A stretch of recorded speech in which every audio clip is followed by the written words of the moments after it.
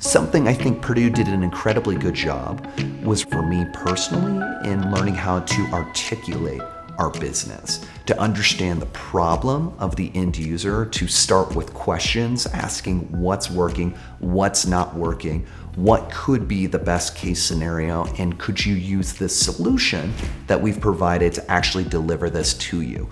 I find that the pitch never ends. The entrepreneur's ability to pitch continues on the drawing board, being able to explain to engineers and technical teams what the end business use case is to the investor, obviously who needs to be cognizant of the business model and what risk and returns that they will see, and even to the consumer, understanding those very particular nuanced details that define a great and a bad user experience and developing a solution that is consistently great.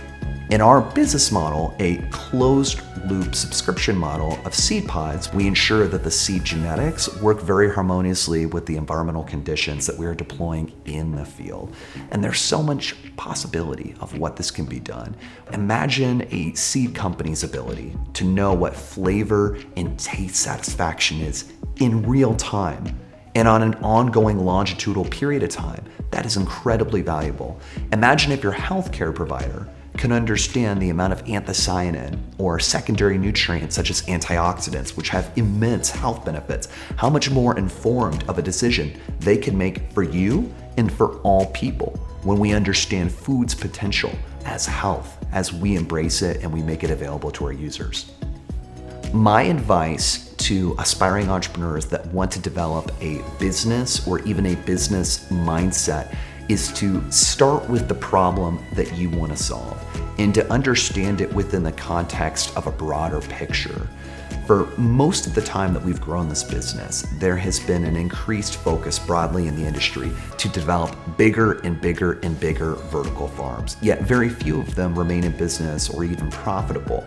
And our conclusion very early on in starting this business was that the most distributed growth system would be the most successful, bringing production to that point of consumption. And I believe we embraced that vision largely before many others in the industry did, which meant we had a head start on understanding what technical challenges needed to be specifically resolved to have a very high efficiency, modular, decentralized vertical farming model, and built technologies around that. And when you build technologies, you cannot put the cart before the horse.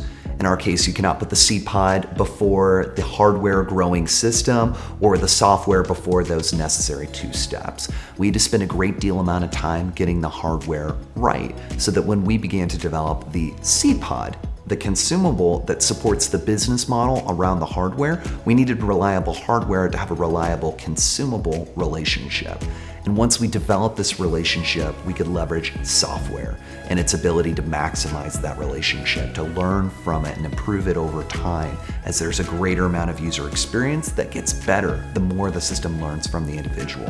And understanding that sequential order that hardware, consumable, software was so critical for us. But starting with the end in mind, knowing that we were developing each stage in preparation for the next.